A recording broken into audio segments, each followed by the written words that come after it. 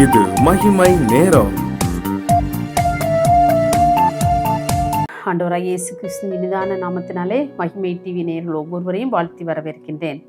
இந்த வாரம் முழுவதுமாக நாம் எதிலெல்லாம் எச்சரிக்கையோடு நடந்து கொள்ள வேண்டும் என்று சொல்லி நாம் தியானித்து வந்தோம். இந்த 6வது நாளிலும் கூட நாம் எதில் எச்சரிக்கையாக இருக்க வேண்டுமாம்? ஒருவரால் ஒருவர் அழியாதபடிக்கு எச்சரிக்கையாயிருங்கள். கலாத்தியர் 5ஆம் அதிகாரம் 15ஆம் வசனம் இவ்வாறு சொல்லுகிறது, நீங்கள் ஒருவரை ஒருவர் கடித்து பட்சித்தீர்களானால் அழிவீர்கள். அப்படி ஒருவரால் ஒருவர் அழிக்கப்படாதபடிக்கு எச்சரிக்கையாயிருங்கள். ஒருவரால் ஒருவர் அழிக்கப்படாதபடிக்கு எச்சரிக்கையாயிருங்கள். அந்த கடித்து பட்சித்தல் என்கிற பதமானது அந்த வார்த்தை ஒரு வாயின் வார்த்தைகளாக இருக்கலாம். கடித்து பட்சித்தல் என்பது இல்லை, மற்றவர்களுடைய செயல்களாகவும் கூட என்ன செய்யலாம், இருக்கலாம். இந்த ரெண்டையும் கூட நம்ம என்ன செய்யலாம் இருக்கோம். அப்படிப்பட்ட சூழ்நிலைகள் வாழ்கின்ற ஒரு மனிதர்களை குறித்து கூறப்பட்ட வார்த்தை தான் கடித்து பட்சித்தல் என்று சொல்லி.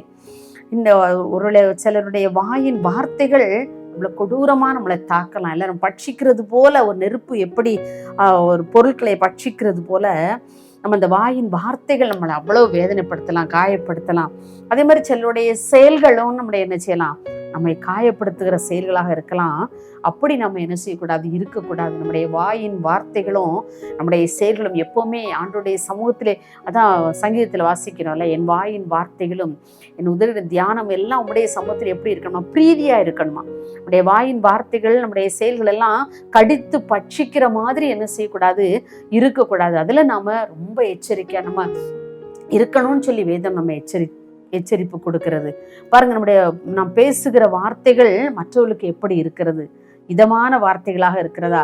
அவர்கள் காயப்பட்ட இதயத்துக்கு ஒரு மருந்து போல நம்முடைய வார்த்தை இருக்கிறதா?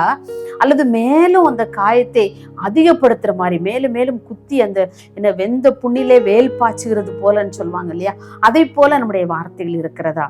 நம்ம அதிலெல்லாம் ரொம்ப எச்சரிக்கையோடு நடந்து கொள்ள வேண்டும் என்று சொல்லி வேதம் நமக்கு எச்சரிப்பு கொடுக்கின்ற. பெக்வான்ஸ் அழகாக பாடுவார் இல்லையா, அவர் பாடல், என் வாயின் வார்த்தை எல்லாம் பிறர் காயம் மாற்ற வேண்டும். என்னுடைய வாயின் வார்த்தையெல்லாம் எப்படி இருக்கணுமா, மற்றவங்களுடைய காயங்களை ஆற்றுகிறதாக இருக்க வேண்டும். அந்த ஒரு காயங்களை மேன்மேலும் அதிகப்படுத்தும்படியாக கொடுஞ்சொற்களாக கடித்து பட்சிக்கிற மாதிரி என்ன செய்யக்கூடாது, இருக்கக்கூடாது. நம்மிடத்துல உண்மையான ஒரு அன்பு இருந்துச்சுன்னா இந்த கடித்து பட்சிக்கிற மாதிரி நம்ம யாரையும் பேச மாட்டோம். யாருக்கு அந்த மற்றவங்களுக்கு விரோதமாய் செயல்களிலும் நாம் என்ன செய்ய மாட்டோம், இறங்க மாட்டோம் இல்லையா. இன்னைக்கு இந்த அன்பை பார்த்தோன்னா, அந்த அன்பெல்லாம் வேதம் சொல்லியிருப்பது கடைசி காலங்களில் அநேகருடைய அன்பு தணிந்து போம் என்று சொல்றது. அப்படித்தான் இந்த அன்பு தணிந்து போகிறதுனாலே அந்த கடித்து பட்சிக்கிற செயல்கள் அல்லது வாயின் வார்த்தைகள் நம்முடைய அதிகமாக காணப்படுகிறது. இன்றைக்கு நம்முடைய குடும்ப உறவுகளுக்குள்ளே உண்மையான அன்பு இருக்கிறதா? பெற்றோர் பிள்ளைகளுக்கிடையே, கணவன் மனைவிக்கிடையே உண்மையான அன்பு இருக்கிறதா? அன்பு இல்லை இல்லையா? யாரை கடித்து பட்சிக்கலாம். குடும்ப உறவுகளுக்குள்ளே பார்த்தோன்னு சொன்னா இவங்கள்ட்ட இருந்து எதை அபகரிக்கலாம், அவங்களுக்கு இருக்குதோ இல்லையோ, ஆனா நம்ம என்னதெல்லாம் அபகரித்து கொள்ள முடியும் அப்படிங்கிற ஒரு உணர்ச்சிகளோடு, உணர்வுகளோடு, ஆசையோடு யாரையாவது கடித்து பட்சித்து விடலாம் என்கிற ஒரு உணர்வுகளோடு இன்றைக்கு நாம் வாழ்ந்து கொண்டிருக்கிற உலகத்திலே நாமும் வாழ்ந்து கொண்டிருக்கிறோம் இல்லையா. இந்த உலகம் அப்படித்தான் இன்னைக்கு அலைஞ்சிட்டு இருக்கு.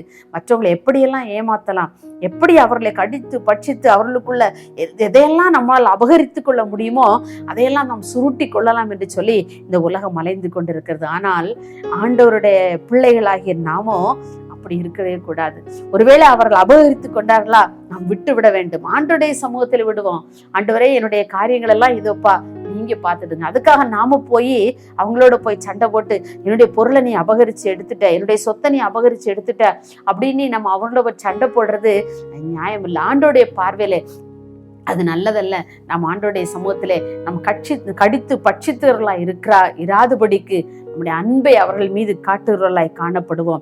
அப்படி நாம் ஒருவரோடு ஒருவர் பட்சமாகவும் உள்ளார்ந்த அன்போடும் நாம் இருக்க வேதம் நமக்கு கற்றுக் கொடுக்கிறது. பாருங்க, இந்த கடித்து பட்சிக்கிற இந்த ஒரு செயல் அன்றைக்கு ஆதி ஏதேனிலே கூட என்னது அந்த ஆரம்பித்து விட்டது. ஆதி ஏதேனை விட்டு அந்த தோட்டத்தை, அருமையான அந்த தோட்டத்தை விட்டு அவர்கள் துரத்தப்பட்ட பிறகு ஆதாமுக்கும் ஏவாளுக்கும் பிறந்த பிள்ளைகள் தான் காயினும் ஆபேலும் இல்லையா?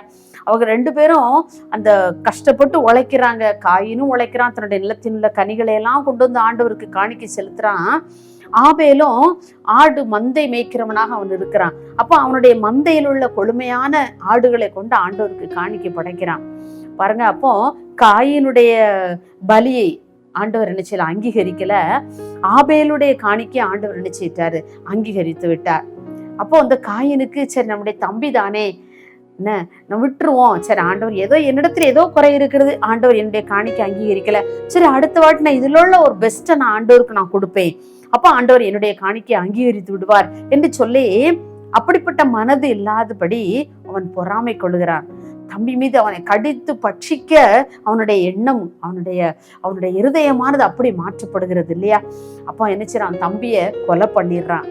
பாருங்க எவ்வளவு கொடுமையான, ஆண்டவர் அவனுடைய காணிக்கை அங்கீகரிக்கவில்லை என்ற ஒரு காரணத்துக்காக அவனுடைய தம்பி மீது பொறாமை கொண்டு அவனை கடித்து பட்சித்து போட்டு விடலாம் என்று சொல்லி பொறாமை கொண்டு அவனை அப்படியே கொலை செய்து விடுகிறான். இன்றைக்கு நம்மிடத்துல இப்படிப்பட்ட காரியங்கள் காணப்படுகிறதா? மற்றவர்கள் மீது பொறாமை கொள்ளுகிற அளவுக்கு நம்முடைய இருதயம் காணப்படுகிறதா?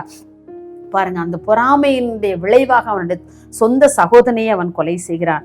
ஆனால் யோசேப்பு எடுத்துக்கோங்க, இந்த காயின் ஆபேலோட ஒரு சகோதர குணத்தையும் யோசேப்பும் அவனுடைய சகோதர குணத்தையும் நம்ம கம்பேர் பண்ணி பார்க்கணும்னா, யோசேப்புக்கு விரோதமாக அவனுடைய சகோதரன் அவனை குழியில தூக்கி போட்டாங்க, இஸ்மவேல் இடத்துல விட்டு போட்டாங்க, கடைசியில் அவன் போத்திபாருடைய வீட்டுக்கு போறான், அங்கிருந்து ஜெயிலுக்கு போறான்.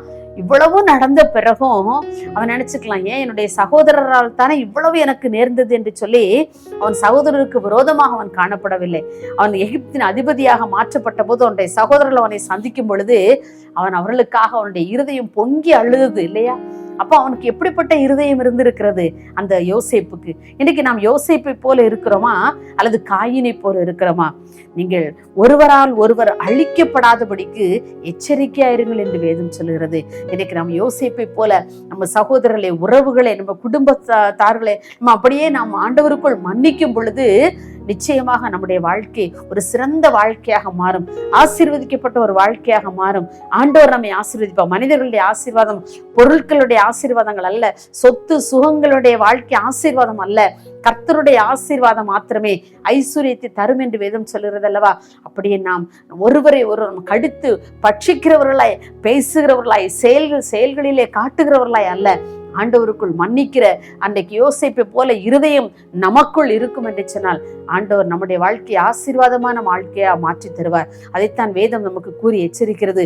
ஒருவரால் ஒருவர் அழிக்கப்படாதபடிக்கு, அன்னைக்கு காயின் எப்படி, ஆபேல் எப்படி காயினால் கொலை செய்யப்பட்டானோ அப்படிப்பட்ட இருதயம் நமக்குள் இராதபடி நாம் எச்சரிக்கையோடு நடந்து கொள்ள வேண்டும். இன்றைக்கு ஒருவேளை நம்முடைய வாழ்க்கையில காயினை போல இருதயம் நமக்குள் இருக்கும் என்று சொன்னால், என்னுடைய உறவுகள் எல்லாம் அப்படி இருக்காங்க, எப்படி இருக்காங்க, என்னுடைய காரியங்கள் எல்லாம், என்னுடைய சொத்துக்கள், என்னுடைய பொருட்கள் எல்லாம் அபகரித்து எடுத்துட்டு போயிட்டாங்க, அப்ப நான் இதுக்கு பழி வாங்குவேன், இது நான் கோர்ட்டுக்கு போறேன், அங்க போறேன், இங்க போறேன்னு சொல்லி பழி வாங்குற எண்ணம் நமக்கு வேண்டாம்.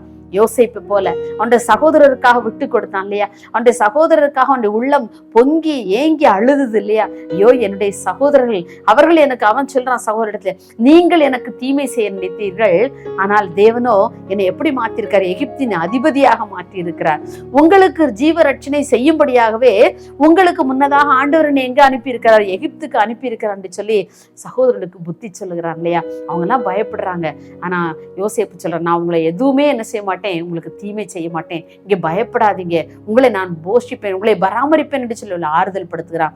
இப்படிப்பட்ட இருதயம் நமக்குள் இருக்க வேண்டும். அப்படிப்பட்ட இருதயம் நமக்குள் இருக்குமானால் நிச்சயமாக ஆண்டவருடைய ஆசீர்வாதம் நமக்குள் இருக்கும். அப்படிப்பட்ட கிருபையை தர ஜெபிப்போம்.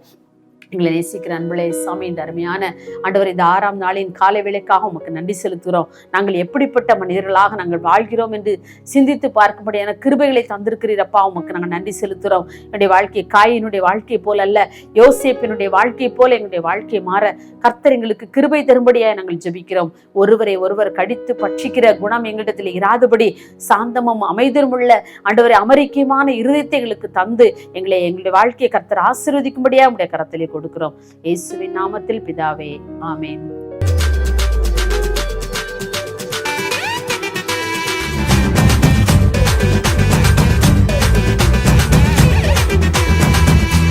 மகிமை மகிமை